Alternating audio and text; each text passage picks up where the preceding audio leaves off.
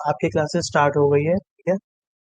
ये CA inter FM की classes है जो कि बिल्कुल यूट्यूब पर फ्री रहेगी, जिसमें हम सारे चैप्टर्स को बहुत ही अच्छे से करेंगे, जिसमें सारे कॉन्सेप्ट पहले होंगे, उसके बाद सारे आईसीआई स्टडी मटेरियल के जितने भी इंपॉर्टेंट क्वेश्चन बनते हैं, चाहे वो आरटीपी से हो, चाहे वो आईसीआई स्टडी मटेरियल से हो, चाहे वो आपके प्रैक्टिस मैनुअल से हो, चाहे वो आपके किसी भी मॉड्यूल में किसी भी सोर्स ऑफ आईसीआई से हो, उससे सारे क्वेश्चन हम आपको अच्छे से करवाएंगे।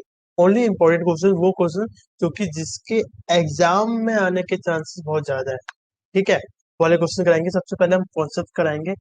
कॉन्सेप्ट की जब अंडरस्टैंडिंग सबको हो जाएगी, उसके बाद हम आपको होमवर्क देंगे, चलिए ये क्वेश्चन कर लो अच्छे से। जब सारे क्वेश्चन आपके एंड से हो जाएंगे, उसके बाद हम क्या करवाएंगे, उसके बाद हम लाइव सेशन में ही सारे क्वेश्चन करवाएंगे, बिल्कुल विद डिटेल में, ठीक है। अब बात करते हैं, हम अपने एसएम की बात करते हैं। तो एसएम की सबसे पहले मैं स्क्रीन शेयर करता हूँ यहाँ पे मैं आपको। चलो स्क्रीन शेयर हो गई है। तो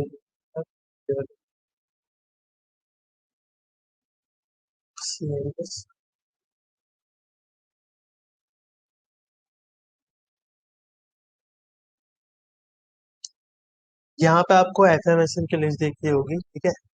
ये रही आपकी एफएम की लिस्ट, जिसमें क्या बताया कि टोटल आपके 9 चैप्टर्स है। जो पहले 2 चैप्टर्स है वो आपके बेसिक और थ्योरी है, मतलब थ्योरी वाले चैप्टर, जो कि जिसकी वेटेज जितनी क्या होगी, 5 से 10 मार्क्स में आपका थ्योरी में पूछा जा सकता है। उसके बाद आपका रेशियो एनालिसिस है, कॉस्ट ऑफ कैपिटल है, कैपिटल स्ट्रक्चर है, लिवरेज है।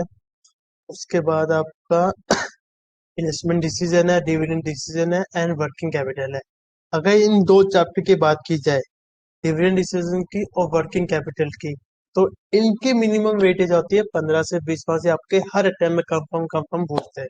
जो बाकी बचे 5 प्रैक्टिकल चैप्टर है, ratio analysis, cost of capital, capital structure, leverage, उसके बाद आता है डिविडेंड डिसीजन, ये जो 5 टॉपिक है, इसकी वेटेज है 30 मार्क्स। और इन 2 टॉपिक जो बताए मैंने, वर्किंग कैपिटल और इन्वेस्टमेंट डिसीजन, इनकी वेटेज है टोटल 20 मार्क्स।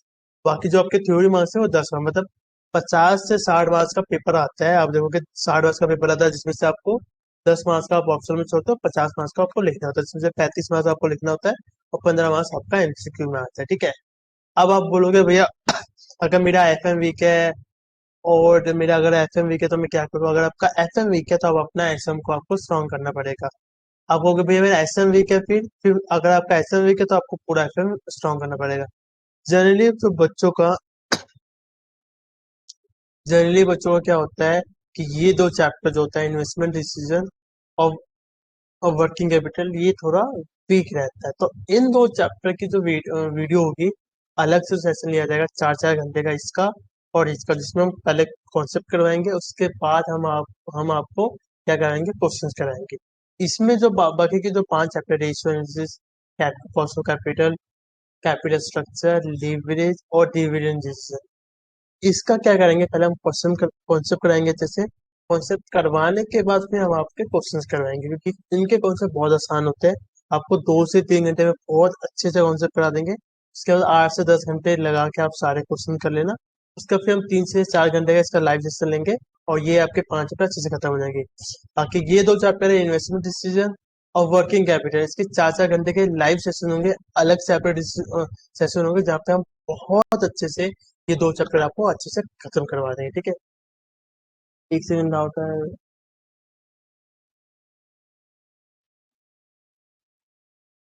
ठीक है। अब बात करते हैं हम अपने नोट्स की। तो एफएम नोट्स, भैया मीट का लिंक दे दो ना। ये रहे एफएम के नोट्स हैं 5 चैप्टर्स के, टोटल 6 पेजेस में पूरे अच्छे से जो जितने भी कॉन्सेप्ट बनते हैं, जितने भी फॉर्मूले बनते हैं, वो हमने इन 6 पेजेस में हमने यहाँ पे लिख दी है, ठीक है। अब बात करते हैं फाइनेंशियल मैनेजमेंट होता है क्या है, इसको करते हैं भैया screen करते हैं। भैया गूगल मीट का लिंक दे दो ना। अब मैं टेलीग्राम पे आपसे इशू हो रहा पूछता हूँ, एफएम होता क्या है, एक लेमैन की लैंग्वेज में बताया जाए तो एफएम होता क्या है। एफएम का है। मैं सिंपल ऑडिबल। सा मतलब क्या है, आपके पैसों का मैनेजमेंट।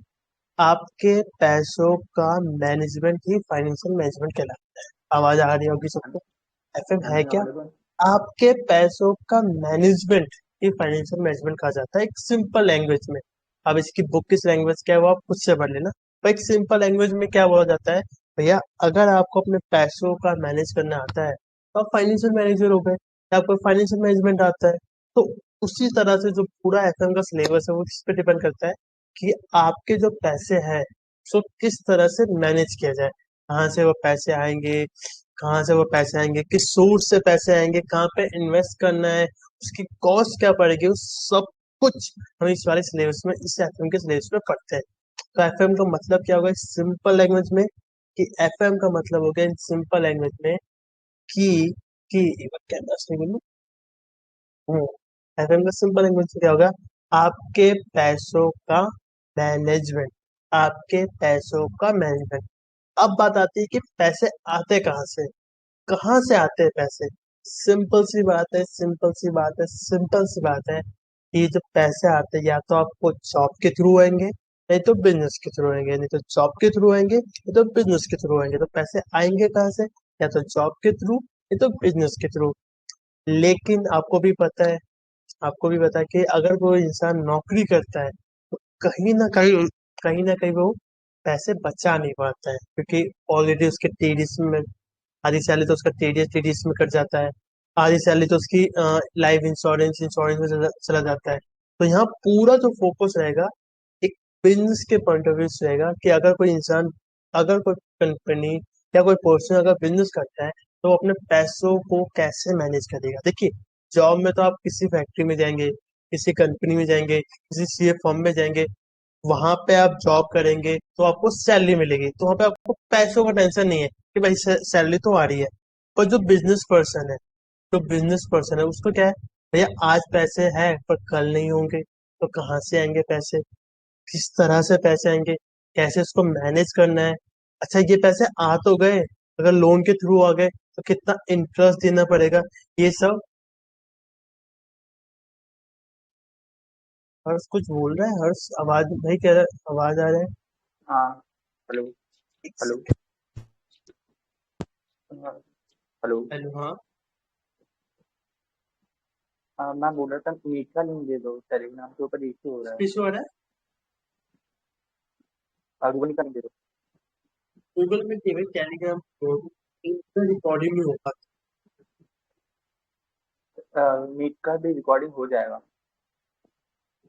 ये अभी तो आज टेलीग्राम पे करते हैं, फिर कल से देखते हैं इसको, ठीक है। तो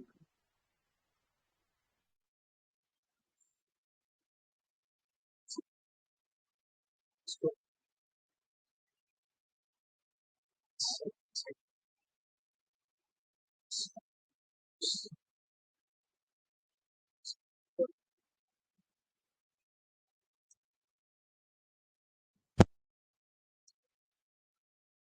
सारी सबको हाँ। आप सबसे बता सेटिंग सीन पे, ठीक है। तो वही मैं बता रहा था कि पैसे जो बिजनेस पर्सन है उसके लिए पैसे कहाँ से आएंगे, उसको डेली बेसिस पे सोचना पड़ता है। चलो पैसे आ भी गए तो उसको कैसे मैनेज करते हैं, किस तरह से मैनेज करना है। ठीक है, कैमरा भी सही, ठीक है।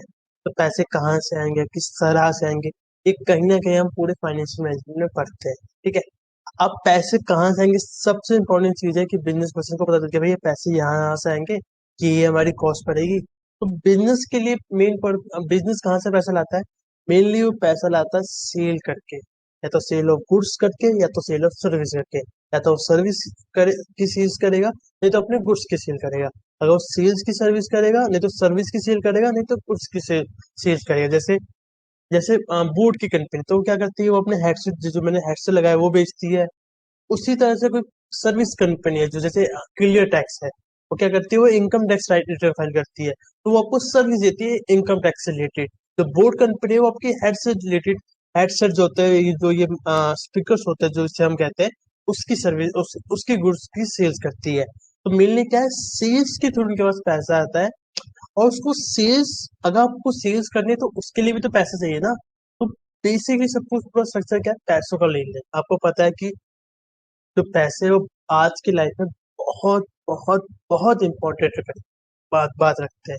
इसलिए पूरा फाइनेंशियल मैनेजमेंट कहीं ना कहीं आपके पैसों के अराउंड ही घूमता फिरता रहता है।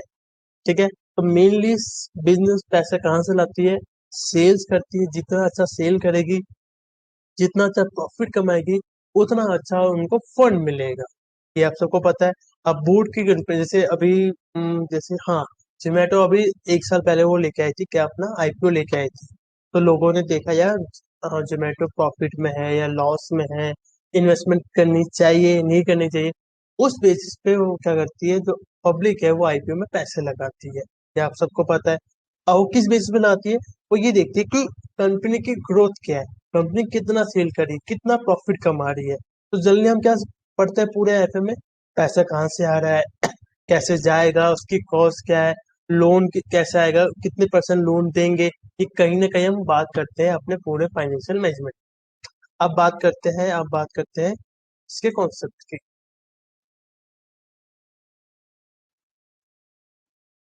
दोबारा से स्क्रीन शेयर करते हैं।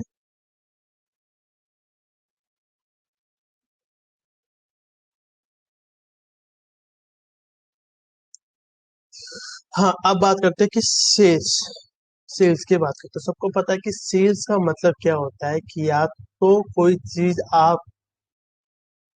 आम लोगों को बहुत देसी लैंग्वेज में समझाएंगे ताकि हर किसी को चीजें समझ में आए। सेल्स का मतलब क्या होता है, कि आप किसी से कुछ पैसे लेते हैं और उसके बदले में कोई सर्विस देते हैं। चाहे वो सर्विस किसी भी चीज की हो, चाहे वो इनकम टैक्स रिटर्न फाइलिंग की हो, चाहे वो मोबाइल फोन देने की हो, कुछ भी हो सकता है। तो सेल्स का मतलब क्या होता है सिंपल लैंग्वेज में, कोई आपको कोई पैसे देता है और उसके बदले में आप सर्विस देते हैं। कोई आपको पैसे देता है, उसके बदले में आप सर्विस देते हैं। और जैसे ही सेल्स आएगा तो आपके दिमाग में एक चीज आनी चाहिए क्या, भैया प्रॉफिट कितना है तेरा, तेरा प्रॉफिट कितना है तेरा। आप पूछोगे प्रॉफिट क्यों? भैया तू अगर कोई काम कर रहा है, जैसे जॉब वाला बंदा है, वो काम क्यों करता है, उसको सैलरी मिलती है।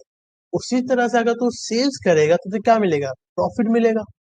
अगर एक जॉब वाला पर्सन है तो उसको क्या मिलेगा, उसको सैलरी मिलेगी। और तुझे क्या मिलेगा, तुझे प्रॉफिट मिलेगा। और सैलरी वाला बंदा क्या करता है, वो आपके यहाँ जॉब करता है। और प्रॉफिट वाला बंदा क्या करता है, वो भैया आपके यहाँ सेल्स करता है। सेल्स करता है। तो एक जॉब वाला बंदा क्या करेगा, वो जॉब करेगा, कहीं वर्क करेगा, इसको यहाँ लिखते हैं वर्क करेगा। कि वर्क, जॉब वाला बंदा। और एक प्रोफेसर या बिजनेसमैन क्या करेगा, एक बिजनेस पर्सन क्या करेगा। एको हो रहा है। दोनों क्या स्क्रीन कह से रहे हैं? आवाज, दोनों स्क्रीन से आवाज आ रहा था। एको हो रहा नहीं, है। अब सही है आवाज?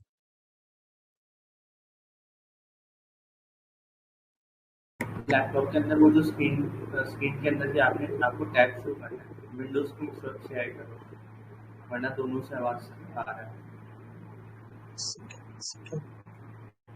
मल्टीपल से आ रहा है।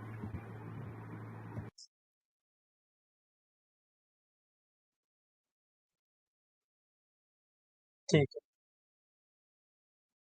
अब सही है।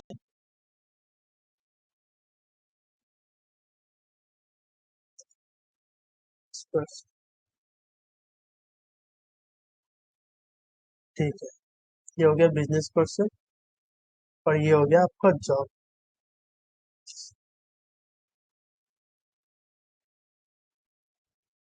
एक जॉब वाला बंदा क्या करता है, वो काम करता है, उस काम के बदले उसको क्या मिलती है, उसको सैलरी मिलती है। ठीक है। उसी तरह से एक बिजनेस पर्सन क्या करता है, वो सेल करता है, उससे बदले उसको मिलती है क्या, मिलता है प्रॉफिट। अब ये प्रॉफिट आता कैसे है, सेल करेगा, सिंपल सी बात है, सेल करेगा तो उसके कुछ खर्चे भी हो, वो खर्चे हटाएगा तभी तो उसका प्रॉफिट होगा। ये आपको सेल करना है, कुछ खर्चे भी तो करने होंगे ना। इसको हटा देते हैं। अगर कोई सेल कर रहा है, अगर कोई सेल कर रहा है तो फिर उसको प्रॉफिट भी दिखाना होगा। मतलब अगर वो सेल कर रहा है तो उसको कुछ खर्चे भी होंगे, और उस खर्चे को बोलते हैं हम सिंपल लैंग्वेज में कॉस्ट। सिंपल लैंग्वेज में बोलते हैं कॉस्ट, सिंपल लैंग्वेज में बोलते हैं कॉस्ट। अगर वो जब तक कॉस्ट नहीं करेगा, जब तक वो खर्चे नहीं करेगा, जब तक वो एक्सपेंस नहीं करेगा, तो उसको प्रॉफिट नहीं होगा। और अगर वो खर्चा नहीं करेगा तो वो सेल भी नहीं कर पाएगा। तो सिंपल सी लैंग्वेज में क्या है, एक बिजनेस पर्सन क्या है, अगर वो सेल करेगा तो सेल किस बेसिस पे करेगा भाई, उसकी जो कॉस्ट है एक्सपेंस पहले वो खर्च करेगा। तभी तो सेल कर पाएगा, जब सेल करेगा तो उसमें आ जाएगा उसको प्रॉफिट। तो sales minus cost equal to profit. दोबारा समझते हैं अच्छे से। भैया अगर कोई बंदा खर्चा करता है, अगर आप पे कोई खर्चा करता है, मान लो लेट्स सपोज आप कहीं क्लासेस लेते हो, आपने मान लो 10,000 की क्लासेस ली, ठीक है। तो उसने क्या किया, अपना खर्चा बता दिया कि देखो भैया ये मेरा खर्चा होगा, मेरा प्रिंटिंग कॉस्ट का खर्चा होगा, मेरा प्रिंटिंग कॉस्ट का खर्चा होगा 10,000 रुपये, 5,000 में प्रिंटिंग कॉस्ट का होगा, फिर मेरी लाइटिंग का खर्चा होगा, मेरे इंटरनेट का खर्चा होगा, 10,000 बता दिया।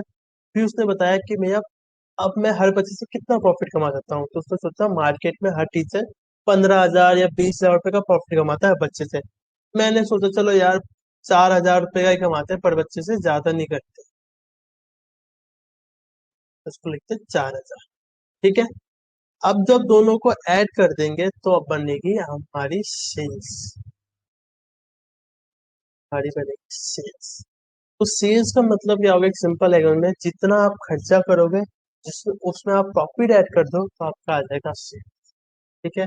तो सेल्स का मतलब क्या होगा, जो सर्विस आप देते हो उसमें से अपने कॉस्ट को माइनस कर दोगे तो आपका प्रॉफिट आ जाएगा। ये बात सबको समझ में आई, बहुत बहुत सिंपल सी लैंग्वेज है।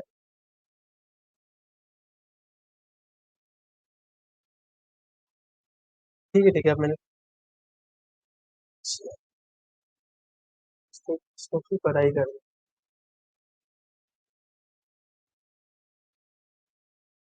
इसको पहले स्टॉप करते हैं।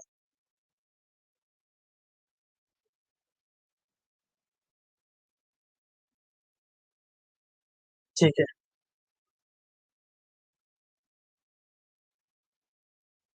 ठीक है, ये हो गया। तो सेल्स का सिंपल सा लैंग्वेज क्या कहेंगे भैया, जो आप सर्विस देते हो किसी पर्सन को और उसके बदले आपको क्या मिलता है, प्रॉफिट मिलता है, उसके बदले क्या मिलता है, आपको प्रॉफिट मिलता है। ठीक है। या बोल सकते हैं जो आपका कॉस्ट होगा उसमें आप प्रॉफिट ऐड कर दीजिए तो आ जाएगा आपका sales minus cost equal to profit, या cost plus profit is equal to sales. ये बात सबको समझ में आ गई, कि सेल्स का मतलब क्या होता है, आगे सबको समझ में।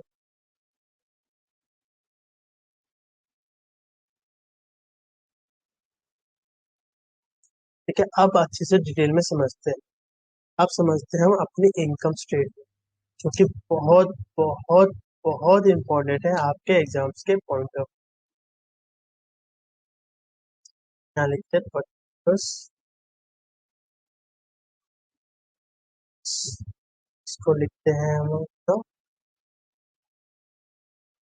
हम लिखते हैं हम ईवन अमाउंट। ईवन का मतलब क्या तो बताऊंगा, अमाउंट याद आता है फिर।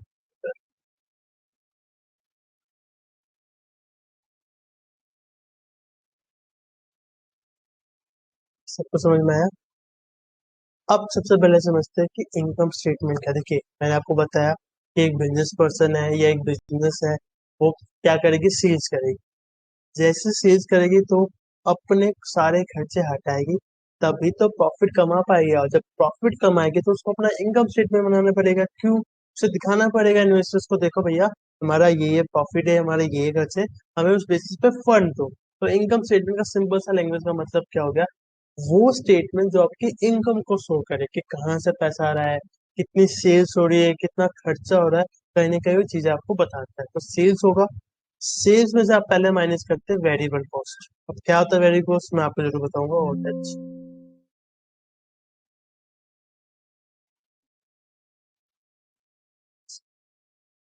ये होगा माइनस में,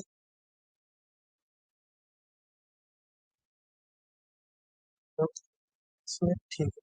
तो ये आएगा आपका कॉन्ट्रीब्यूशन।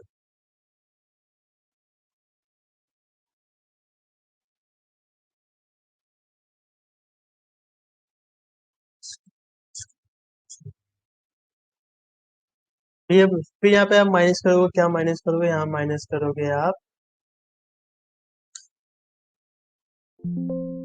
आप फिक्स कॉस्ट। तो ये आएगा फिर आपका profit। ठीक है। आप बोलोगे देखो सेल्स माइनस कॉस्ट क्या होता है, सेल्स माइनस कॉस्ट क्या होता है बताया था मैंने आपको अभी। सेल्स माइनस कॉस्ट होता है आपका क्या,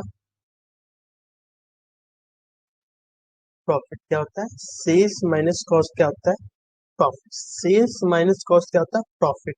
ये सेल्स है, यहाँ पे हमने दो कॉस्ट माइनस किया, वेरिएबल कॉस्ट फिक्स कॉस्ट, फिर आया आया आपके पास प्रॉफिट। सेल्स में क्या माइनस किया, वेरिएबल कॉस्ट माइनस किया और आपका फिक्स कॉस्ट माइनस किया, तो आया आपका प्रॉफिट। क्या आया आपका profit. Sales minus cost equal to profit. अब अगर आप कॉस्ट की बात करें तो दो तरह की कॉस्ट होती है जो कि बिजनेस में खर्च होती है, एक होता है वेरिएबल कॉस्ट, एक होता है फिक्स कॉस्ट। और ये फिक्स कॉस्ट क्या है, सबसे पहले समझते हैं फिक्स कॉस्ट क्या है। एक ऐसा खर्चा, एक ऐसा खर्चा, एक ऐसा खर्चा, एक ऐसा खर्चा जो कि जो कि जो कि जो कि आपका बिजनेस चले या ना चले, आपका बिजनेस चले या ना चले, बिजनेस चले ना चले, वो खर्चा होकर ही रहेगा, वो खर्चा होकर ही रहेगा। जैसे आपका रेंट, मान लो कोरोना आया था एक टाइम पे, 2020 में कोरोना कोरोना वायरस आया था, तो जितनी भी फैक्ट्रीज है, जितनी भी फैक्ट्रीज है, तो वो क्या होती, भैया अब तो सारी फैक्ट्री बंद है और उसका रेंट तो जा रहा है ना। और जितने भी जो ये जितनी भी बिजनेस वाली फैक्ट्रीज होती है ना, जितनी भी ये कॉमर्शियल फैक्ट्रीज होती है, इसका ना फिक्स बिल भी आता है, बिजली बिल भी आता है। चाहे आपने 1 घंटा काम करो, चाहे आप 10 घंटा काम करो, चाहे आप 24 घंटा काम करो, तो 10 से 15 हजार एक मिनिमम मिनिमम उसका एक बिजली बिल उनको दे दिया जाता है गवर्नमेंट की तरफ से। तो वो एक फिक्स कॉस्ट है कि भैया आप काम करो या ना करो, आपका वो खर्चा बनेगा ही बनेगा। अब होता क्या है, एक फैक्ट्री, एक बहुत बड़ी फैक्ट्री, लेट्स सपोज नेस्ले की एक बहुत बड़ी फैक्ट्री है। मैंने आपको अपने एसएम की क्लास में बताया था कि मैं नेस्ले के इंडियन ऑडिट पे गया था, जहाँ पे उनके मोगा, मतलब पंजाब में एक गाँव है या शहर कह सकते हैं जो लुधियाना और जालंधर के पास पड़ता है, मोगा गाँव। वहां पे नेस्ले की बहुत बड़ी फैक्ट्री, फैक्ट्री क्या, उनकी मेन फैक्ट्री जो कह, 2-3 फैक्ट्री है पूरी इंडिया में, पर उनकी जो मेन फैक्ट्री है, प्रोडक्शन फैक्ट्री है, वो मोगा में, जहाँ पे मैगी के टमाटो केचप, उनके मसाला, उनके जो चॉकलेट प्रोडक्ट्स है, सब कुछ वहां पे बनता है। ठीक है।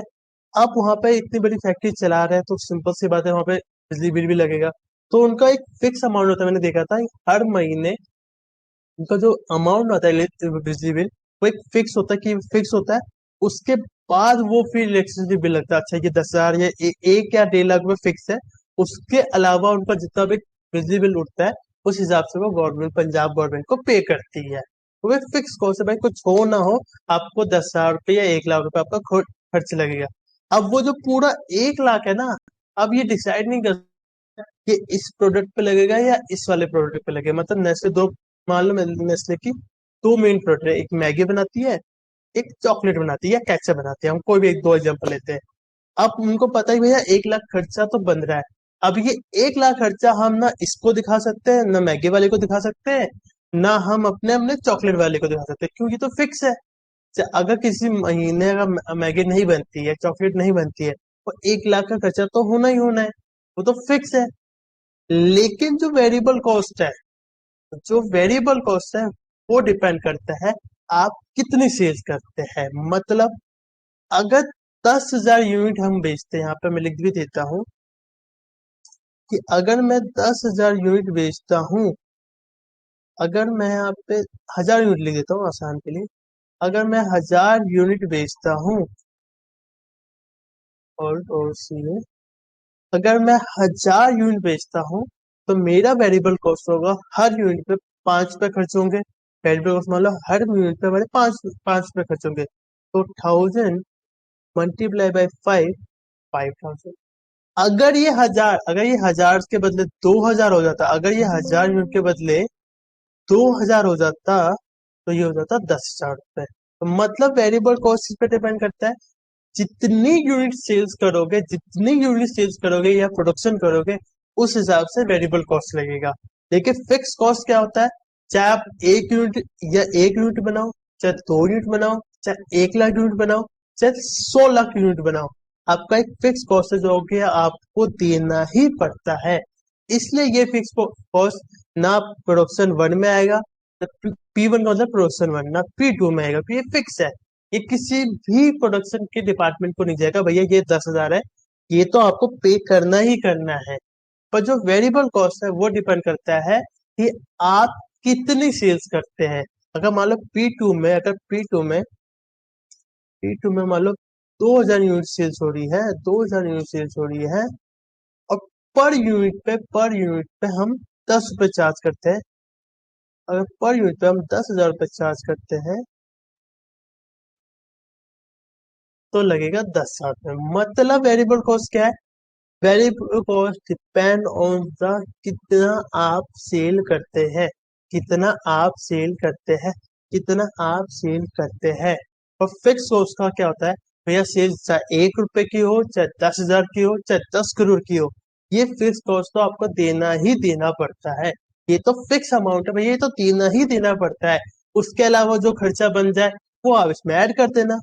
तो इसी तरह से वेरिएबल कॉस्ट इस पे डिपेंड करता है। वेरिएबल कॉस्ट डिपेंड्स, यहाँ लिख देता हूँ, variable cost depends upon production unit कह लो, अपॉन प्रोडक्शन यूनिट स्लैश या जितनी आप सेल्स यूनिट करोगे उस पे डिपेंड करता है। जबकि वाइल वाइल फिक्स कॉस्ट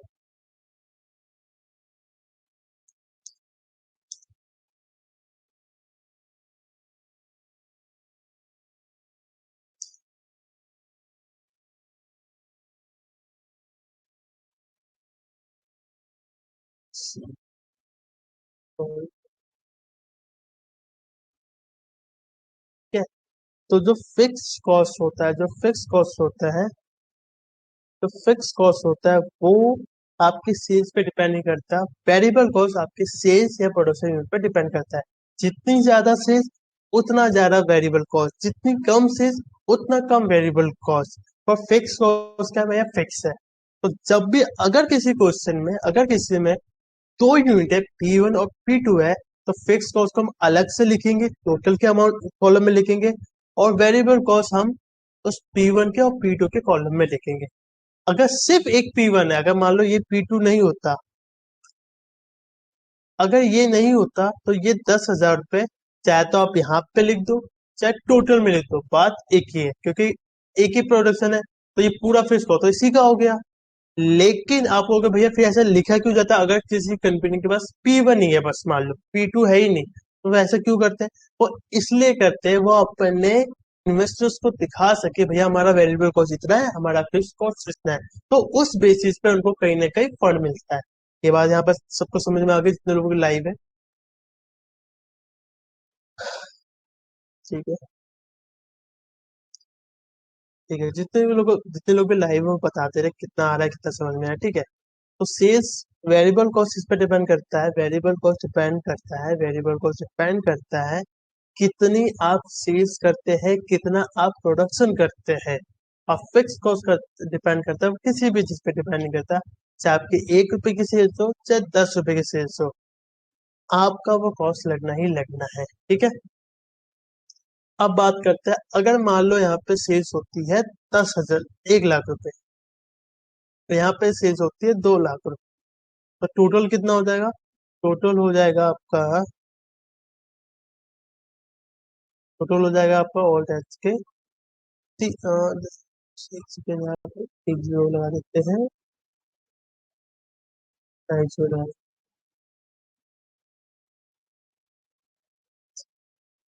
तो 2 लाख, 1 लाख रुपए की सेल्स यहाँ पे हो रही है और 2 लाख की सेल्स यहाँ पे हो रही है। एक चीज हमेशा याद रखना, जो सेल्स होगा वो पर यूनिट के हिसाब से भी आ सकता है, फिक्स भी आ सकता है। मतलब आपको क्वेश्चन में बोलेगा कि भाई 10,000, 1,000 यूनिट सेल्स हुई है, कितने रुपए के हिसाब से? 1,000 रुपए के हिसाब से। अगर देखा जाए तो ये 1 लाख की सेल्स है, तो मतलब हमारी 1,000 यूनिट हमने सेल्स करी, तो कितना बड़ा? 100 रुपए यूनिट। मतलब कहने का मतलब ये है कि अगर हम 1,000 यूनिट सेल कर रहे हैं 100 रुपए के हिसाब से, तो 1 लाख का बनेगा। उसी तरह से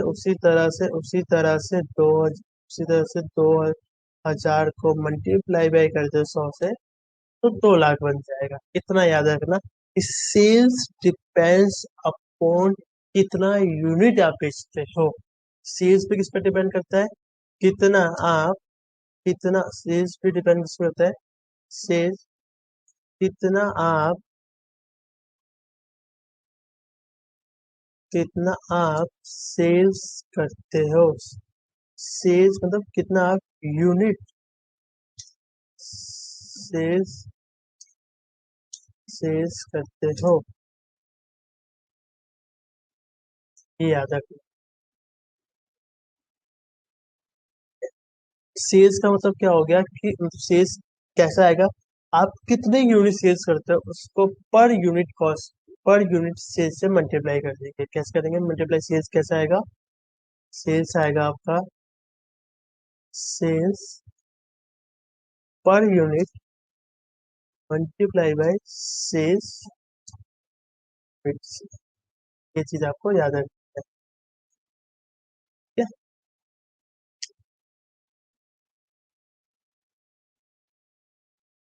ठीक है। उसी तरह से वेरिएबल कॉस्ट कैसे आएगा, वेरिएबल कॉस्ट कैसे आएगा, वेरिएबल कॉस्ट होगा जितना वेरिएबल कॉस्ट है पर unit multiply bye, multiply by variable cost unit, sorry variable cost क्या है, सेल्स यूनिट से। याद रखना, याद रखना, जितनी आप सेल्स करोगे, जितनी आप सेल्स करोगे, जितने यूनिट सेल्स करोगे उसको सेल्स के पर यूनिट से मल्टीप्लाई कर दो तो आपका सेल्स आ जाएगा। उसी तरह से वेरिएबल कॉस्ट में पर यूनिट को सेल्स यूनिट से मल्टीप्लाई कर दो तो ये आपका वेरिएबल कॉस्ट आ जाएगा। और फिक्स कॉस्ट कैसे आएगा, फिक्स कॉस्ट तो फिक्स ही है, यहाँ पे लिख दो फिक्स कॉस्ट तो,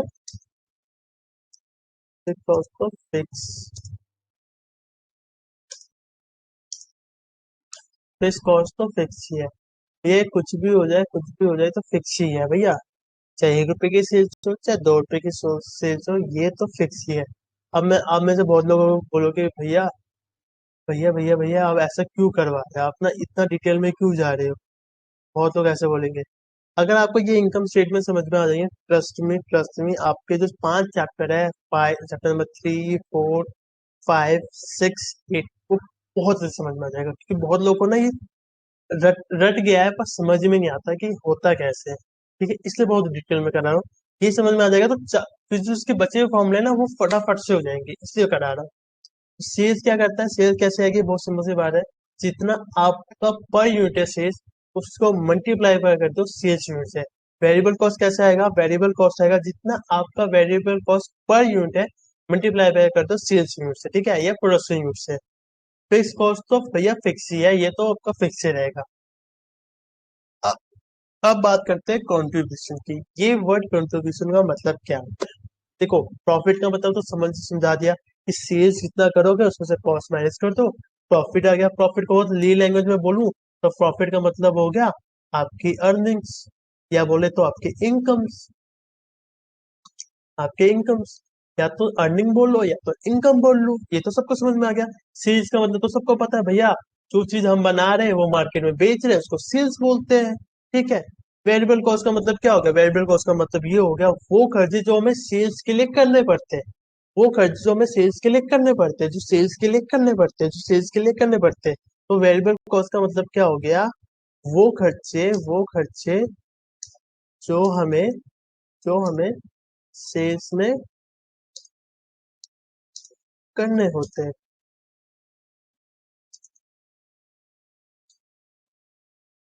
वो खर्चे जो हमें सेल्स के लिए यहाँ पे लिखते थे, सेल्स के लिए, सेल्स के लिए करने पड़ते हैं। तो कुछ भी हो जाए, कुछ भी हो जाए भैया, अगर हमें सेल्स करनी है तो वेरिएबल कॉस्ट करना पड़ता है। फिक्स कॉस्ट क्या बोलेंगे भाई, सिंपल सी भाई, ये तो भाई सर्वाइवल कॉस्ट है, इसको बोलेंगे, इसको बोलेंगे सर्वाइवल, इसको बोलेंगे सर्वाइवल कॉस्ट, सर्वाइवल खर्चे बोलते हैं, बहुत सिंपल से लैंग्वेज। वो खर्चे भैया जो सर्वाइवल के लिए होता है, मतलब अगर फैक्ट्री चलानी है, आपको कुछ भी चलाना है, ये खर्चे तो आपको करना ही करने पड़ेंगे। और ये फिक्स कॉस्ट तो यहाँ लिख देते हैं, फिक्स कॉस्ट तो फिक्स है,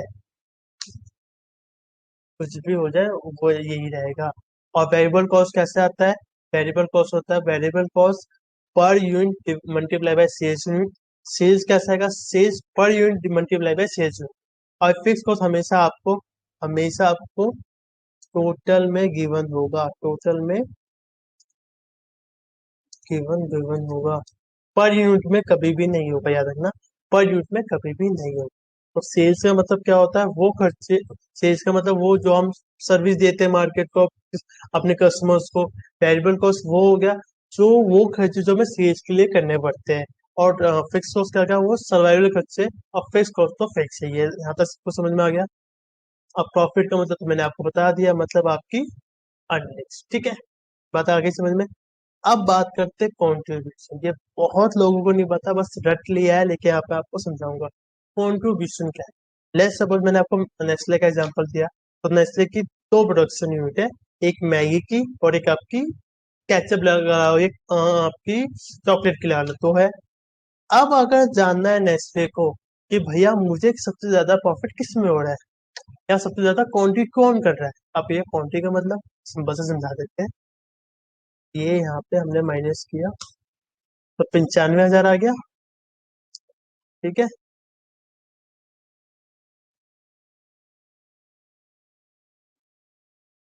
1,90,000 आ गया। ये करते हैं कंट्रोल, 2,85,000 दोनों को ऐड कर दोगे तो 2,85,000 का कॉन्ट्रीब्यूशन आ गया। 10,000 का फिक्स कॉस्ट माइनस कर देंगे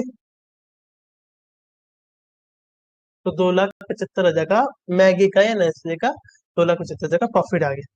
अब उनको जानना है कि इस 2,75,000 में से सबसे ज्यादा कंट्रीब्यूशन किसका है। तो आप बोलोगे भैया भैया भैया भैया भैया भैया भैया, बोले मेरे को क्या हुआ क्या हुआ क्या हुआ? भैया सबसे ज्यादा ना P2 का है। P2 का तो बोले तो P2 का नाम रख देते हैं, हम रख देते हैं चॉकलेट। P2 का नाम रख देते हैं हम, क्या रख देते हैं? Choco chocolate. तो यहाँ रख देते हैं मैगी, यहाँ रख देते हैं मैगी। इसको और जैसी इसको मतलब भी कर देते हैं, इसको इसको ओहो भैया देखो, 2,75,000 में से ना 1,90,000 तो चॉकलेट का है और सिर्फ 95,000 मैगी का है। मेरे को भैया रुको, थमो भैया, लेकिन अगर चॉकलेट का 1,90,000 है ना, तो वो 2,000 यूनिट सेल्स करने के बाद आ रहा है। पर इनकम पर अगर मैगी का देखोगे ना, तो वो 1,000 यूनिट पे 95,000 दे रहा है। तो बताओ किसका ज्यादा है? नहीं नहीं भैया, हम तो ये देखेंगे ना कि पैसे ज्यादा कमा के क्यों दे रहा है। हाँ माना कि चॉकलेट बहुत पैसे कमा के दे रहा है, लेकिन उसके खर्चे भी तो ज्यादा है। ये भी तो देखो, यहाँ पे 10,000 है, यहाँ पे 5,000 है। क्योंकि भैया बात तो बड़ी बढ़ गई। मैं पूछूंगा कैसे भैया, यहाँ पे 1,000 यूनिट है तो ये 2,000 तो 10,000 होता। मैंने कहा हाँ हाँ, बात तो सही है, खर्चे तो दोनों के बराबर है। बट अभी भी समझ में नहीं आया भैया कि कंट्रीब्यूशन किसका ज्यादा है। ये बताओ ना कंट्रीब्यूशन किसका ज्यादा है। आप तो अमाउंट के बेसिस में बता रहे हो। चलो मैंने खर्चा भी बता दिया कि एक एक है, एक दोनों का देखो खर्चा देखो बराबर ही है।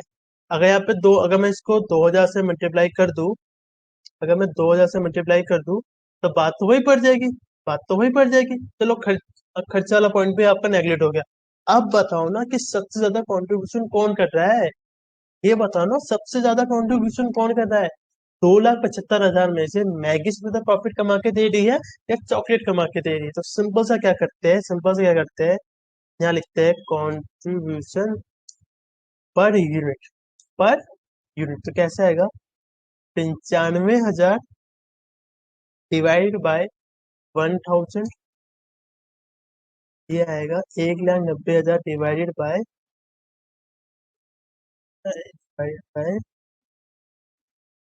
हो भैया भैया, ये तो बात तो बराबर ही पड़ गई, बात तो बराबर ही पड़ गई।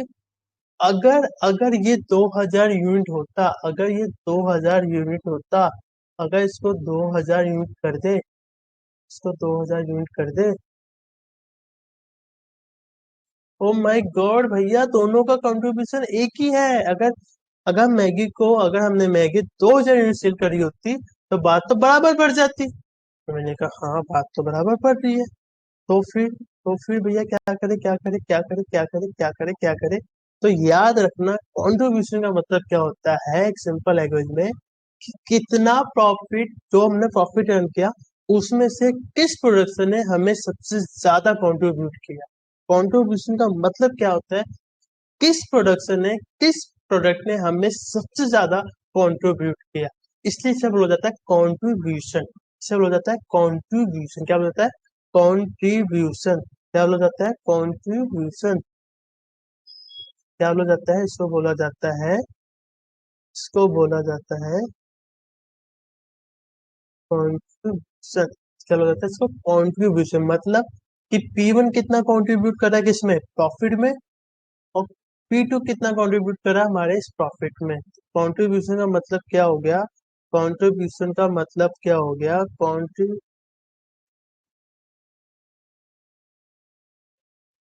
कंट्रीब्यूशन का मतलब क्या हो गया कि कोई प्रोडक्ट,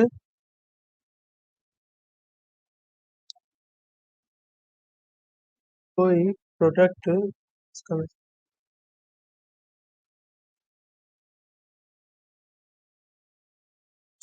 प्रोडक्ट, कोई भी प्रोडक्ट कितना कॉन्ट्री करता है, कितना कॉन्ट्री करता है, कितना कॉन्ट्री करता है हमारे प्रॉफिट में, या स्लैश हमारी इनकम में, या स्लैश कर बोल दो हमारी अर्निंग्स में।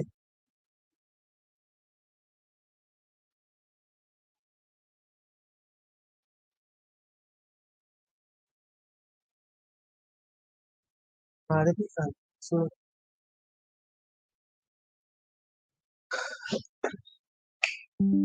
तो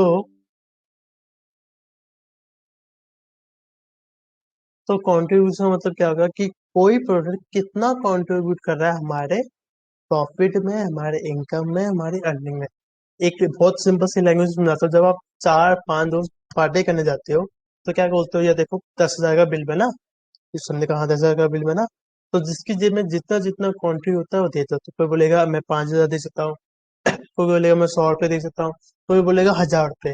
तो जब आप बाद में डिस्कस करते हो ना, सॉरी, तब बाद में डिस्कस करते हो ना, आप देखते हो अच्छा यार 10,000 का बिल बना, तो 2,000 सुरेश ने दिए, 1,000 सुदेश ने दिए, 1,000 पायल ने दिए, 500 रुपये अजय ने दिए, और 800 रुपये इशिका ने दिए। तो इस तरह से कंट्रीब्यूशन देखी जाती है कि कौन कितना कंट्रीब्यूट करता है। और इनकम स्टेटमेंट में कंट्रीब्यूशन का मतलब होता है कि कौन कितना हमारे प्रॉफिट की अर्निंग में डिपेंड करता है, कंट्रीब्यूट करता है। तो ये होता है कंट्रीब्यूशन। सबको समझ में आया यहाँ तक कि सेल्स क्या होता है, वेरिएबल कॉस्ट क्या होता है, कंट्रीब्यूशन क्या होता है।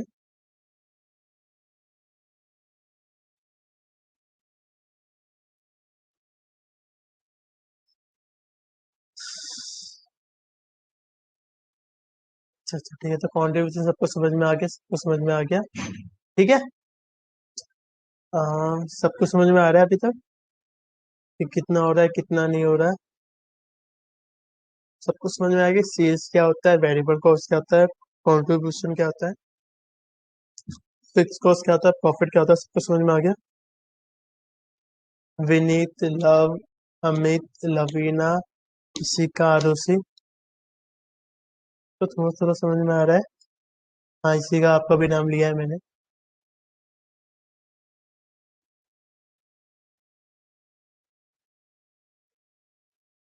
ठीक है।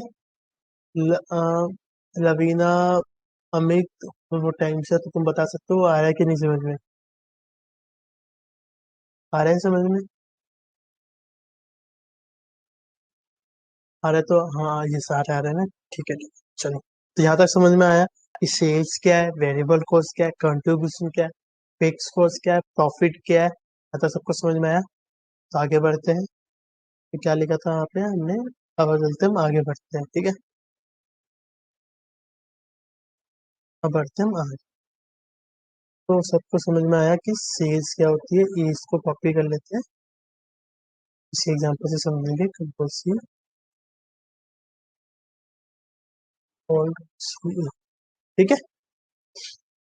इसको करते थे, इसको हम और एस बी।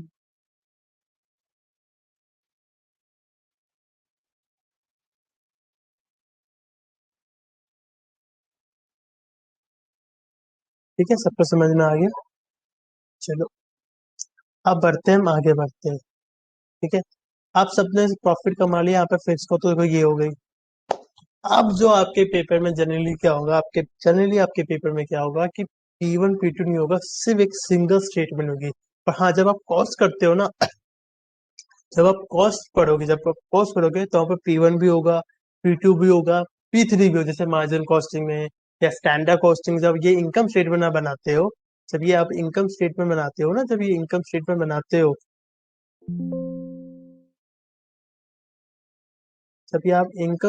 जब आप बनाते हो ना, जब ये, तो वहां पे बहुत डिपेंड करता है। पर यहाँ पे क्या हुआ, यहाँ पे भगवान के दया से सिर्फ P1 होता है, P2 नहीं होता है। तो इसलिए हम क्या करेंगे, P2 को क्या करेंगे, हटा देंगे। और ये टोटल वाला अमाउंट भी क्या करेंगे, हम हटा देंगे, क्योंकि बात एक ही है। तो हमारा P1 पे ही डिपेंड रहेगा, तो P1 को कह दो और साथ में यहाँ लिख दो टोटल। इसको टोटल भी लिख सकते हैं, ये स्लैश करके लिख देता हूँ,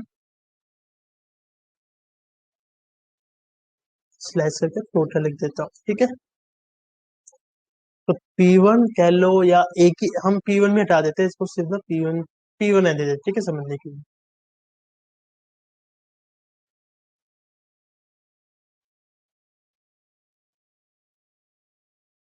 ठीक है, अब यहाँ आया, सेल्स हो गई हमारी 1 लाख रुपए की।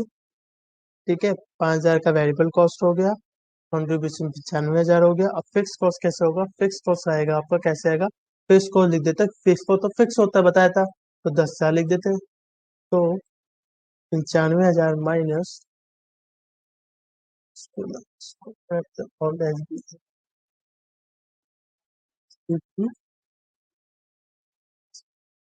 ठीक है, आया प्रॉफिट का मतलब समझ में आया। ठीक है, अब जैसे आप प्रॉफिट निकाल लोगे, तो इस प्रॉफिट के भी कई मतलब होते हैं। जितने लोग लाइव है ना मेरे पास, जितने लोग भी लाइव है, तो मैं आपको बताता हूँ, इस प्रॉफिट के भी बहुत मतलब होते हैं। जब आप एफएम करोगे, एफएम के पॉइंट ऑफ व्यू से बता रहा हूँ, एफएम के पॉइंट ऑफ व्यू से बता रहा हूँ, इस प्रॉफिट के भी बहुत मतलब होते हैं, जो बहुत लोगों को वो नहीं पता होते। जब आप क्वेश्चन करते हो यार, अब प्रॉफिट के भी इतने मतलब होते हैं यार, अभी तो कुछ और बताया था टीचर ने यार, क्या कैसा है। तो इस प्रॉफिट के भी ना बहुत बहुत बहुत मतलब होते हैं। वो क्या क्या मतलब होते हैं, पहला, इसको हम ऑपरेटिंग प्रॉफिट भी कहते हैं।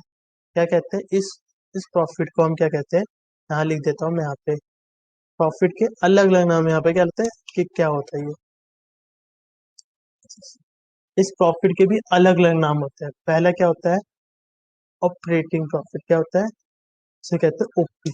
आप कहोगे भैया ओपी क्यों, ओपी क्यों प्रॉफिट क्यों। ये सिंपल सी बात है ना, ये सब आपका क्या है, ऑपरेशन ही तो है। ऑपरेशन कह लो या ऑपरेटिंग कह लो। आपने सेल्स करी, उसमें से वेरिएबल कॉस्ट माइनस किया, उसमें से फिक्स कॉस्ट माइनस किया, तो आपका प्रॉफिट आ गया। अब वेरिएबल कॉस्ट के एग्जांपल क्या क्या हो सकते हैं, आपका एचआर हो गया, आप सैलरी देते हो, आप कमीशन देते हो। फिर यहाँ पे लिख देता हूँ, आपका कमीशन हो गया, आपका आपका सैलरीज हो गई, सॉरी वेजेस लिख देते हैं ना, सिंपल सा वेजेस हो गई। आपका आपका मान लो ट्रांसपोर्ट का खर्चा हो गया। ठीक है, ये सब हो गया। अब फिक्स कॉस्ट में क्या हो गया, मान लो आपका रेंट हो गया। ठीक है, आम, बिजली बिल हो गई आपका, ये लिख देते हैं। इस तरह के खर्चे हो गए आपके, ये मैंने एग्जांपल लिख दिया, ये सब हो गया। तो ये सब कहाँ से आ रही है, तो आपके ऑपरेशन हो गए ना। ऑपरेशन बोले तो फैक्ट्री, ऑपरेशन ओपी का मतलब क्या हो गया, फैक्ट्री। और फैक्ट्री में तो सारे आपके ऑपरेशन होते हैं, फैक्ट्री में तो सारे ऑपरेशन होते हैं, इसलिए बोला जाता है इसको ऑपरेटिंग प्रॉफिट। नॉर्मल प्रॉफिट नहीं बोलेंगे, इवन इसको नेट प्रॉफिट भी नहीं बोलेंगे। नॉर्मल प्रॉफिट भी बोल सकते हैं ले लैंग्वेज में, पर इसको ऑपरेटिंग प्रॉफिट बोलेंगे। नेट प्रॉफिट, नेट प्रॉफिट नहीं बोलेंगे। क्या नहीं बोलेंगे, नेट प्रॉफिट नहीं नहीं नहीं नहीं बोलेंगे। आप पूछोगे भैया क्यों, आप पूछोगे क्यों भैया नेट प्रॉफिट क्यों नहीं बोलेंगे, नेट प्रॉफिट क्यों नहीं बोलेंगे। अरे नेट का मतलब क्या होता है, एक नेट का ना हिंदी मतलब मैं बताता हूँ, आपको समझ में आ जाएगा। नेट प्रॉफिट का मतलब होता है, नेट का मतलब होता है शुद्ध। शुद्ध। ठीक है, आप लोग भाई शुद्ध का मतलब वो चीज जो हर मतलब वो प्योर है, मतलब शुद्ध है, मतलब उसमें कोई कमी नहीं है। तो नेट प्रॉफिट का मतलब क्या होता है? आपके जितने भी खर्चे हैं, जितने भी एक्सपेंसेस, सबको माइनस करके जो आता है वो होता है नेट प्रॉफिट। इसे ऑपरेटिंग प्रॉफिट बोलेंगे पर नेट प्रॉफिट नहीं बोलेंगे। क्या भैया इसको ग्रॉस प्रॉफिट बोलेंगे? हाँ, इसको ग्रॉस प्रॉफिट भी बोल सकते हैं, इसको हम ग्रॉस प्रॉफिट भी बोल सकते हैं, इसको ग्रॉस प्रॉफिट भी बोलेंगे। भाई बोलेंगे ग्रॉस प्रॉफिट क्यों? ग्रॉस का मतलब होता है हिंदी में अशुद्ध। अशुद्ध मतलब जिसमें कुछ कमियां है। इसमें क्या है? इसको ऑपरेटिंग प्रॉफिट बोलेंगे, नेट प्रॉफिट नहीं बोलेंगे, ग्रॉस प्रॉफिट बोलेंगे। ग्रॉस का मतलब क्या? अशुद्ध मतलब जिसमें कमियां है। तो ये क्या ग्रॉस प्रॉफिट है? अब इसमें और भी खर्चे माइनस होंगे, और चीजें भी माइनस होंगी, तब जाके वो शुद्ध होगा। अभी क्या है? ये अशुद्ध है। तो इसको ऑपरेटिंग प्रॉफिट बोलेंगे, क्योंकि भाई फैक्ट्री में अभी अभी तो फैक्ट्री में काम हो रहा है, फैक्ट्री का काम करके हम अभी प्रॉफिट निकाला है। अभी हमें बाकी टैक्स भी देना है, सरकार को भी देना है, जिसने पैसे लगाए उस बंदे को भी पैसे देना। अभी तो हमने सिर्फ प्रॉफिट निकाला है कि भैया इतनी कस्टमर को सेल कर दी, उसमें से हमने कॉस्ट माइनस कर दिया, ये हमारा फैक्ट्री वाला प्रॉफिट आ गया, या नॉर्मल प्रॉफिट आ गया, तो ग्रॉस प्रॉफिट आ गया, पर नेट प्रॉफिट नहीं आया अभी, तो उसको नेट प्रॉफिट बोलेंगे। इसको एक और चीज बोलते हैं, वो बोलते हैं EBIT या स्लैश PBIT। अब इसका मतलब क्या होता है? EBIT का मतलब, ये PBIT का मतलब क्या होता है? EBIT PBIT का मतलब होता है earnings earnings before interest and taxes. बताया था, देखो ग्रॉस से ग्रॉस प्रॉफिट क्यों बोलते हैं? ये अशुद्ध है, ये अशुद्ध है, ये अशुद्ध है, ये अशुद्ध है, ये अशुद्ध है। अशुद्ध क्यों है? क्योंकि अभी तक हमने इसमें से इंटरेस्ट वाला अमाउंट माइनस नहीं किया और टैक्सेस वाला अमाउंट माइनस नहीं किया, इसलिए अभी तक अशुद्ध है। तो इसे क्या बोलेंगे? अर्निंग बिफोर इंटरेस्ट टैक्स भी बोल सकते हैं, या इसको बोलते हैं profit slash profit before tax भी बोल सकते हैं। या तो इसको अर्निंग बिफोर टैक्स बोल लो या प्रॉफिट बिफोर टैक्स बोलो। देखो सीट नंबर 1 में मैंने आपको बताया था ना, सीट नंबर 1 में कि प्रॉफिट का मतलब क्या होता है? अर्निंग भी होती है, इनकम भी होती है। ठीक है, उसी तरह से इस वाले प्रॉफिट को क्या बोलेंगे? अर्निंग बिफोर इंटरेस्ट टैक्स या प्रॉफिट बिफोर टैक्स भी बोलते हैं, इंटरेस्ट एंड टैक्स। ठीक है, EBIT PBIT बोलते हैं। अब आपको पता चल गया भैया इसमें इंटरेस्ट भी माइनस करना है, टैक्सेस भी माइनस करना है। अब कैसे करेंगे? आइए देखते हैं। ये सब ना माइनस वाला है, और HSC गोल्डी। ठीक है, ये भी माइनस कर दिया यहाँ पे हमने।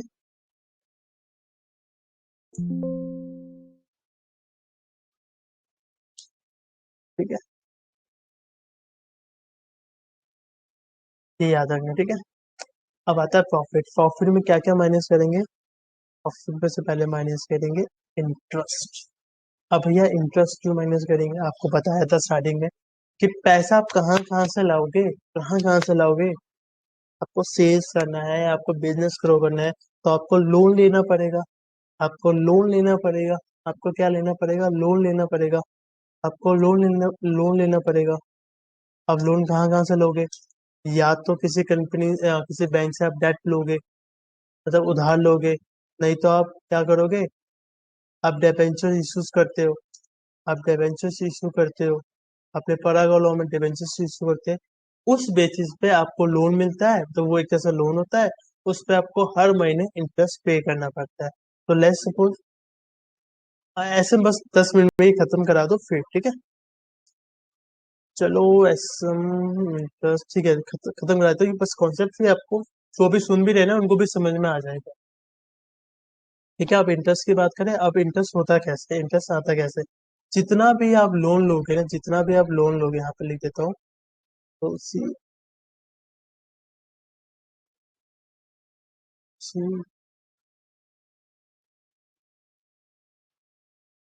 लोगों को ये आपके फाइनल में भी काम है। जब जब आप फाइनल के लिए FM पढ़ोगे ना, तो वहां पे भी आपको बहुत कम है। तो लोन या इंटरेस्ट लोगे, तो जितना भी आप लोन लोगे ना, उसका एक फिक्स अमाउंट आपको हर साल पे करना होता है। ओल्ड एजेंसी जी। आपको लोन डेब्ट का मतलब क्या हो गया, जो भी आपने डेब्ट किया उसको हर साल आपको एक फिक्स अमाउंट पे करना पड़ता है। फिक्स अमाउंट बोले तो एक फिक्स रेट से आपको अमाउंट पे करना होता है आपके लोन का, जिसमें आपका प्रिंसिपल अमाउंट भी होता है और इंटरेस्ट अमाउंट भी होता है। जब भी आप लोन लोगे तो बोलते हैं आपका 10 लाख का लोन है, आपका 10 साल का टेन्योर करते हैं, तो उसमें आपका हर साल आपका इंटरेस्ट भी जाता है हर महीने, और साथ में आपका इंटरेस्ट अमाउंट भी जाता है। तो लेट्स सपोज हमने लोन लिया था, लेट्स सपोज 2 लाख का हमने लोन लिया था, ठीक है। और हर साल जाता है उस पर 10% का इंटरेस्ट जाता है, कितने हिसाब से, 10% के हिसाब से इंटरेस्ट जाता है। तो 20,000 हो गया, दोबारा से इसको माइनस करेंगे तो ये हो गया, इस कर देंगे तो 65,000 रुपीज आ गया। तो इसे क्या बोलते हैं, जैसे आप प्रॉफिट में से इंटरेस्ट माइनस करेंगे, या जैसे अर्निंग बिफोर इंटरेस्ट टैक्स, इसको इसको ये भी बोल सकते हैं, अर्निंग बिफोर इंटरेस्ट टैक्स भी बोलते हैं। जैसे अर्निंग बिफोर टैक्स में से इंटरेस्ट वाला अमाउंट गया, तो उसका नाम हो जाता है अर्निंग बिफोर टैक्सेस। क्या आ जाता है, earning before earning before taxes. मतलब क्यों, कि अब ईबीआईटी में से, अब ईबीआईटी देखो, यहाँ पे ईबीआईटी में क्या था, आई भी था ना। अगर आप देखोगे तो ईबीआईटी में क्या था, ये आई वाला अमाउंट भी था, इसको हाईलाइट कर देते हैं। क्या तो ये अब ईबीआईटी में से क्या हुआ, ईबीआईटी में से ईबीआईटी में से ईबीआईटी में से ईबीआईटी में से हमने माइनस कर दिया इंटरेस्ट, तो क्या आ जाएगा, ईबीटी। ईबीटी ईबीटी मतलब अर्निंग बिफोर टैक्सेस आ जाएगा, ठीक है। अब जैसे ही अब जैसे आप इंटरेस्ट माइनस करें तो आपका अर्निंग बिफोर टैक्स आ गया। अब आपको पे करना होगा टैक्सेस, अब आपको पे करना होगा टैक्सेस। टैक्सेस टैक्सेस क्यों, सिंपल सी बात है, टैक्स पे नहीं करोगे तो आप बिजनेस ग्रो नहीं कर सकते हो, काम कर नहीं सकते हो देश में, आपको भी पता है। जो ये बजट आता है, लोग इतने खुश, कुछ लोग बहुत खुश होते हैं, कुछ लोग बहुत ज्यादा दुखी होते हैं, क्यों, टैक्स को लेके। यार कमा तो लेंगे पर यार टैक्स देना पड़ता है, जितना आप कमाते नहीं है ना उतना तो सरकार हमसे क्या करती है, हमसे लूट लेती है भैया, लूट लेती है, पर क्या करे, तो इस देश में रहना है तो टैक्स देना पड़ेगा, तो इससे आप टैक्स दोगे। तो टैक्स क्या होता है, एक कॉर्पोरेट टैक्स होता है जो आपको देना होता है। तो यहाँ पे बिजनेस की बात की जा रही है, तो बिजनेस में आपने इनकम टैक्स भरा होगा, तो आपको जनरली आपको 30% देना होता है, किसी किसी में 40% भी देना होता है, किसी किसी में 22% भी देना होता है, किसी किसी में 25% भी देना होता है। पर इन जनरल टैक्स आपको 30% होगा आपके क्वेश्चन में, इन जनरल, किसी में 40% भी होगा, किसी में 50% भी होगा।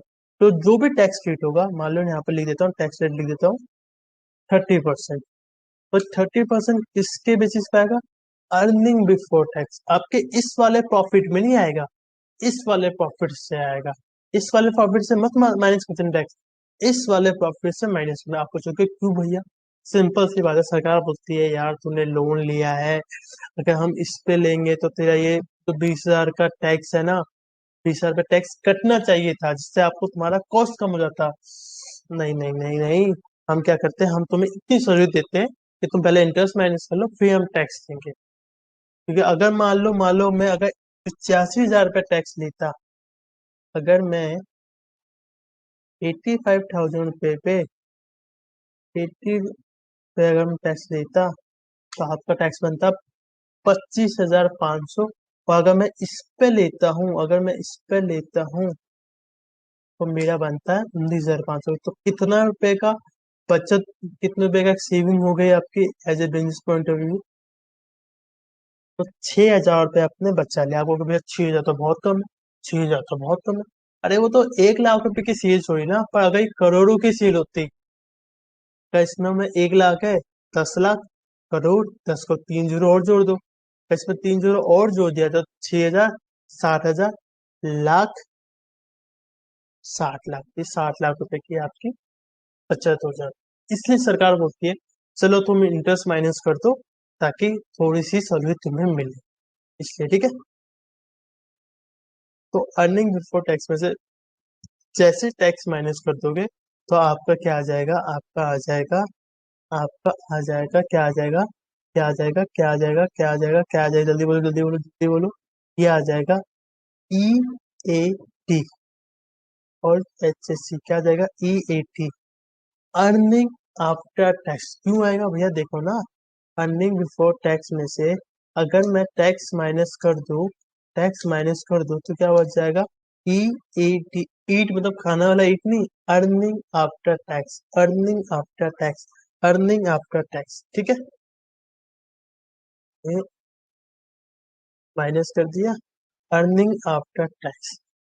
अब इस अर्निंग टैक्स क्या भैया, इस अर्निंग आफ्टर टैक्स को हम नेट प्रॉफिट बोल सकते हैं, बोलो क्या हम ई टी को यहाँ पे लिख देता हूँ, नहीं लिख देता, चल ठीक है, क्या हम ई टी को नेट प्रॉफिट, नेट प्रॉफिट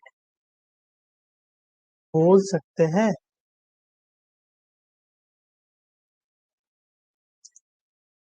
बताओ, कितने लोग मुझे रिप्लाई दोगे, बताओ। क्या हम अर्निंग आफ्टर टैक्स को, जितने लोग लाइव देख रहे हैं, क्या अर्निंग आफ्टर टैक्स को हम हम नेट प्रॉफिट बोल सकते हैं? बताओ हाँ या ना, जल्दी बताओ। बहुत लोगों को एफएम आता है ना कि भैया मुझे तो एफएम आता है, बताओ जल्दी बताओ। सोचो तुम्हारा इंटरव्यू चल रहा है और तुमसे मैं क्वेश्चन पूछ रहा हूँ, क्या हम, क्या हम, जल्दी बताओ जल्दी बताओ जल्दी बताओ। हाँ मुस्कान ने लिखा, हाँ बोल सकते, नहीं मुस्कान का पहला मैसेज है ये। जल्दी बताओ, बोल सकते हैं कि नहीं बोल सकते हैं? अमित, लवीना, रुचि, लविस, विनीत, बोल सकते हैं, लवीना ने बोल सकते, नहीं भैया नहीं बोल सकते। अभी तो बताया नहीं, अभी तो बताया था कि नेट, नेट का मतलब क्या हो सकता है, शुद्ध। नेट का मतलब क्या होता है, शुद्ध।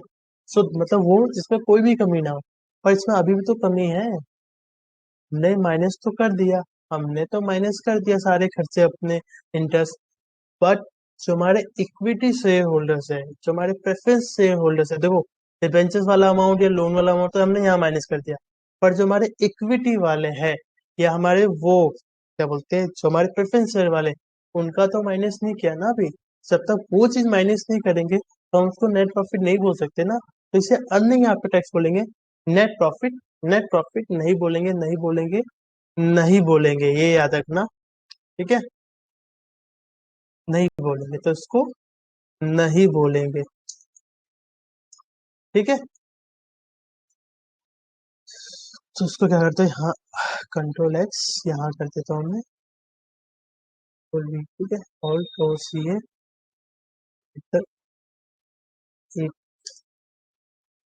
ठीक है। नहीं बोलेंगे, नहीं बोलेंगे, सबको रीजन बता दें क्यों, क्योंकि अभी भी इसमें क्या है, अभी भी इसमें क्या है, अभी भी इसमें क्या है, अभी भी इसमें क्या है, अभी भी इसमें क्या है, इसमें क्या है, और सी, अभी भी इसमें क्या है, हमारे बाकी खर्चे, अरे नहीं बोलेंगे, नहीं बोलेंगे, नहीं बोलेंगे, ग्रॉस नहीं बोलेंगे, ग्रॉस का ऊपर वाला आ गया, ये हो गया ग्रॉस प्रॉफिट, ये रहा, ठीक है, ये रहा, सॉरी, प्रॉफिट ही को बोलते हैं ग्रॉस प्रॉफिट या ऑपरेटिंग प्रॉफिट, इसको नहीं बोलते, ठीक है। अब आते हैं हमारे दो खर्चे और बच गए। पहला खर्चा कौन सा, अगर किसी क्वेश्चन में देखो पैसे या तो आप डिबेंचर से या लोन के थ्रू लेते हो तो वहां का खर्चा माइनस कर दिया, तो और तरीके हैं जहां से हम पैसे लेते हैं, पैसे लेने, हम जो पैसे लेने होते हैं ना, यहाँ पे लिख देता हूँ, तो बिजनेस पर्सन जो पैसे लेता है, बिजनेसमैन कह लो या बिजनेस ऑर्गेनाइजेशन कह लो, वो पैसे किस, पैसे दो तरीके से ले सकता है, पैसे थ्री वेज में ले सकता है, थ्री वेज में ले सकता है।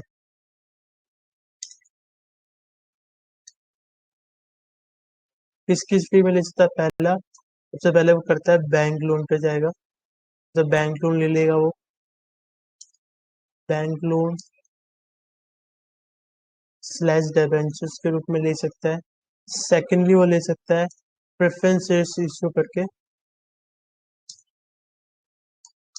प्रेफरेंस शेयर इश्यूज करके, या थर्ड वे में अपना आईपीओ लगा के या इक्विटी के फॉर्म में या इक्विटी शेयर इश्यू करके, ठीक है। तो एक बैंक लोन का तो यहाँ पे हमने खर्चा माइनस कर दिया। अब बात करते हैं कि भैया पहले प्रेफरेंस शेयर माइनस होगा या इक्विटी शेयर माइनस होगा, मतलब इक्विटी का पहले देंगे, प्रेफरेंस का देंगे। नाम में लिखा है प्रेफरेंस शेयर्स, नाम में लिखा है प्रेफरेंस, मतलब कुछ भी हो जाए आपको पहले, सबसे पहले प्रेफरेंस देनी होती है, किसको? प्रेफरेंस शेयर्स को। इक्विटी वाला क्या होता है? इक्विटी वाला तो एक तरह से ओनर हो जाता है। ओनर मतलब अगर इसको प्रॉफिट होगा तो उसको वो क्या बोलते हैं, प्रॉफिट होगा, अगर प्रॉफिट होगा तो उसको भैया उसकी इनकम होगी। अगर प्रॉफिट नहीं होगा, लॉस में होगा, तो उसकी इनकम नहीं होगी। लेकिन प्रेफरेंस शेयर्स या बैंक लोन का क्या है भैया, आपको प्रॉफिट होवे या लॉस होवे, प्रॉफिट होवे या लॉस होवे, प्रॉफिट होवे या लॉस होवे, कुछ भी होवे, आपको उनको पैसे देना है। पर प्रेफरेंस शेयर वालों, इक्विटी वालों को क्या है, भैया प्रॉफिट होगा तो पैसा मिलेगा, नहीं होगा तो नहीं मिलेगा। और किस फॉर्म में मिलता है? आपके डिविडेंड के फॉर्म में मिलता है आपको। जब आप किसी शेयर, अगर हमने कभी लॉन्ग टर्म में कोई इन्वेस्टमेंट करी होगी, लॉन्ग टर्म में कुछ इन्वेस्टमेंट करी होगी,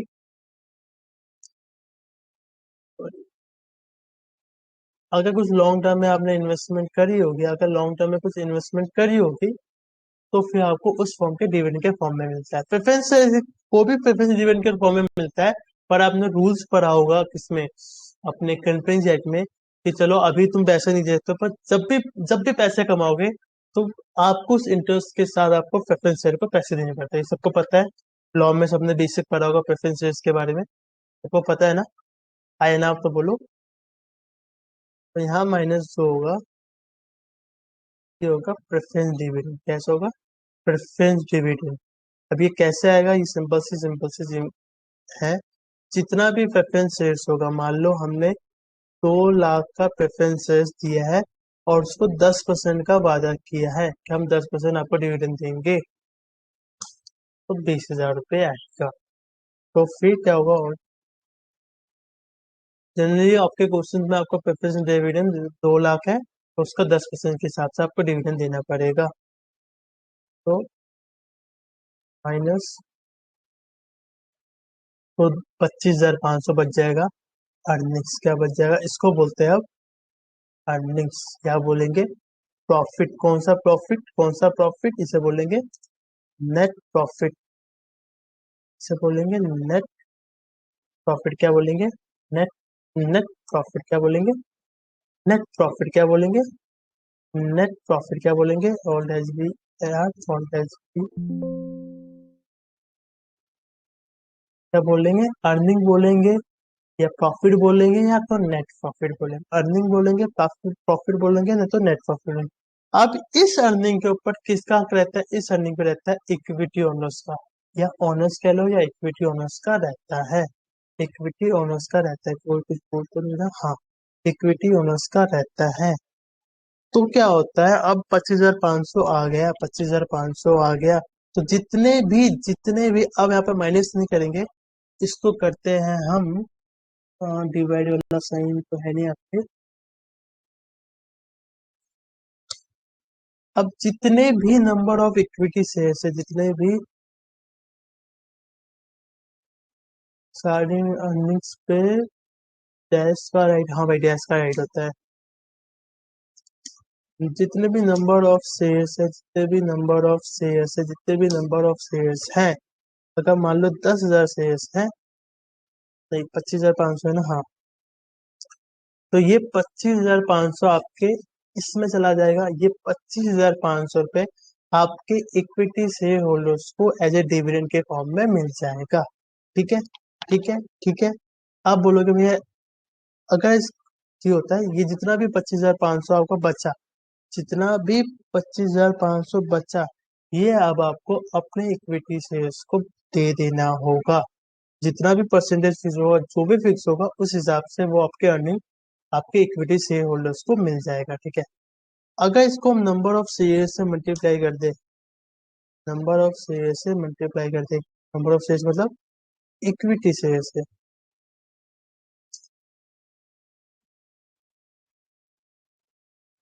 मल्टीप्लाई कर दे, तो मान लो नंबर ऑफ इस शेयर्स है आपके 10,000 लगा लो, तो ये आता है ईपीएस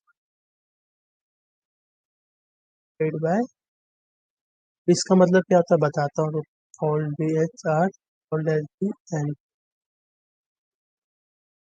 इसका मतलब क्या हो गया, इसका मतलब ये हो गया कि जिसके पास जितने शेयर्स होंगे उस हिसाब से, मतलब यहाँ पे हमने 10,000, ये 10,000 है, 10,000 से मल्टीप्लाई कर दिया, हमारे पास नंबर ऑफ शेयर से 10,000।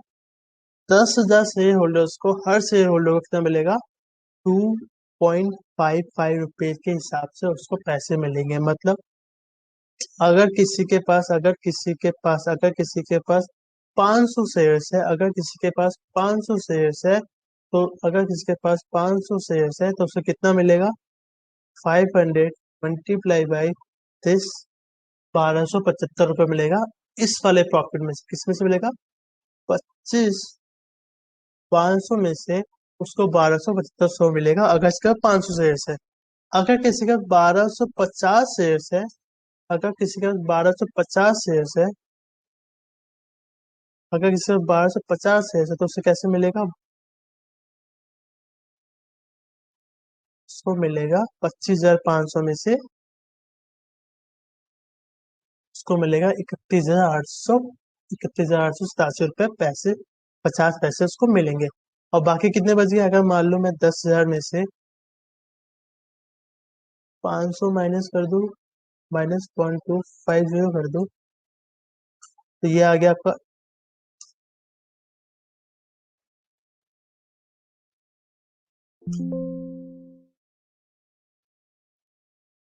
8250।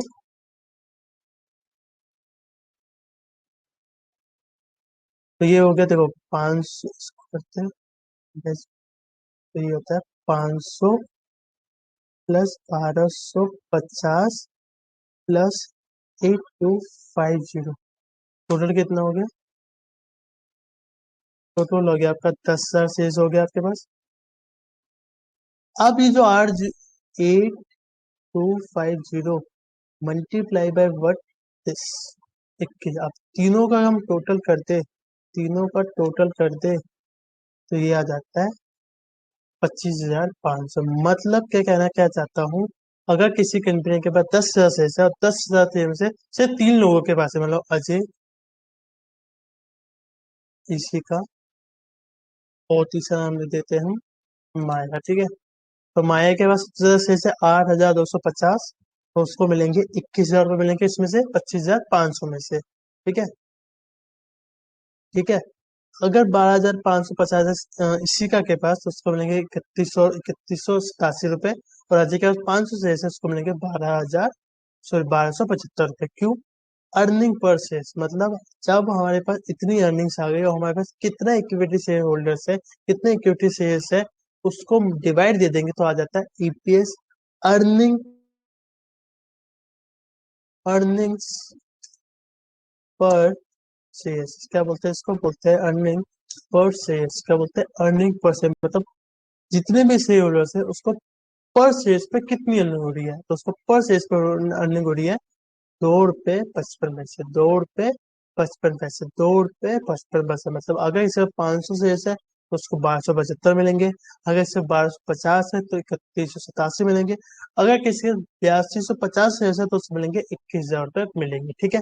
सबको समझ में आया, ये समझ में आया, तो ये हो गया आपकी कंप्लीट, ये हो गई कंप्लीट आपकी,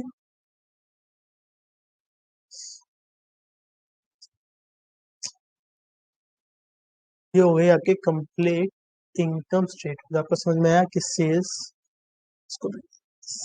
minus variable cost, contribution, contribution में से फिक्स कॉस्ट माइनस करोगे तो आपका आएगा प्रॉफिट इक्वल या इक्वल टू ईबीआईटी, जिसको हम प्रॉफिट भी बोलते हैं, ऑपरेटिंग प्रॉफिट भी बोलते हैं, ग्रॉस प्रॉफिट भी बोलते हैं, या अर्निंग बिफोर टैक्स या प्रॉफिट बिफोर टैक्स भी बोलते हैं।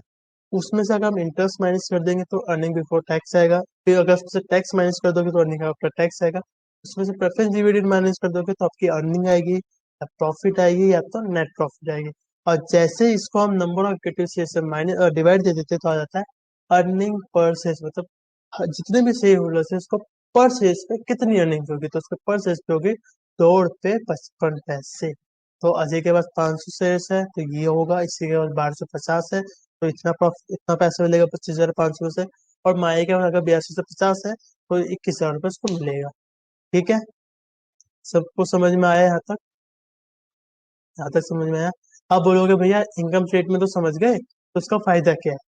इसका फायदा क्या है? चलो अभी तो बस 5 मिनट समझा देता हूँ क्या क्या फायदा है। जब अगली क्लास में जाऊंगा ना, अगली क्लास में जब बैठूंगा, तो उसके आगे का मैं समझाऊंगा इसका फायदा क्या है। देखो इसका फायदा क्या है, आपने लिवरेज पढ़ा होगा, किस चीज ने लिवरेज पढ़ा है अभी तक? लिवरेज चैप्टर सबने पढ़ा है, लिवरेज, कैपिटल स्ट्रक्चर, आपने ये सब पढ़ा हुआ है। तो जैसे आप पढ़ोगे तो लिवरेज में होता है, आपको पहला क्या होता है, हाँ, कॉन्ट्रीब्यूशन लिवरेज, जिसको हम सील नहीं, ऑपरेटिंग लिवरेज। ऑपरेटिंग लिवरेज का मतलब क्या होता है? Contribution divided by what, EBIT. तो कॉन्ट्रीब्यूशन ये आ गया, डिवाइड बाय ईबीआईटी।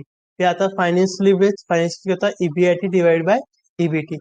बट मान लो किसी क्वेश्चन में आपको ऑपरेटिंग लिवरेज निकालना है, ठीक है, बट डायरेक्ट क्वेश्चन नहीं देखा, उसने बोला मार्जिन ऑफ सेफ्टी निकालना है, उसने बोल दिया कि हमारे पास मार्जिन ऑफ सेफ्टी है। तो मार्जिन ऑफ सेफ्टी का फॉर्मूला क्या होता है? ईबीआईटी या profit divided by contribution, profit divided by contribution, profit divided by contribution.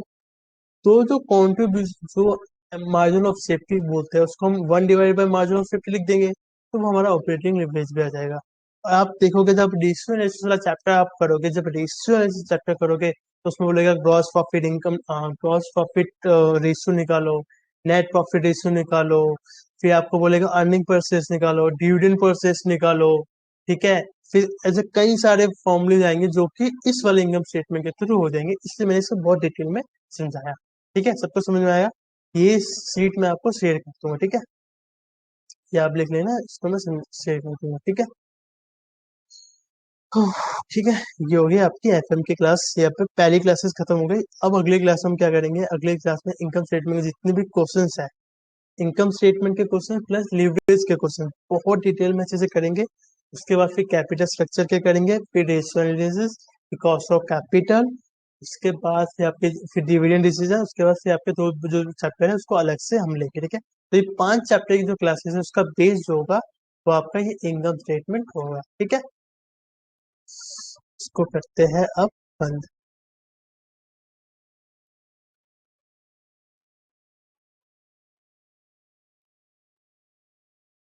तो यहाँ तक सबको समझ में आया? यहाँ तक सबको समझ में आया कि जो आज मैंने पढ़ाया हुआ समझ में आया? इसका आप रिवीजन कर लेना, इसका आप रिवीजन कर लेना अच्छे से घर पे जाके इनकम स्टेटमेंट का। कि 4 से 5 क्लास में मैं आपको लिख के दे रहा हूँ कि अगले 10 दिन के अंदर अंदर आपका एफएम बहुत डिटेल में बहुत अच्छे से खत्म हो जाएगा, और आपके एफएम एसएम में 60+ नहीं 70+ आपके आराम से आ जाएंगे, ठीक है।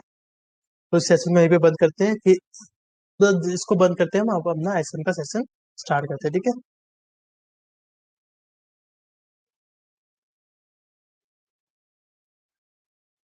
ठीक है, बस 1 मिनट में बंद करें, इसको बंद करके फिर हम लास्ट स्टार्ट करते हैं।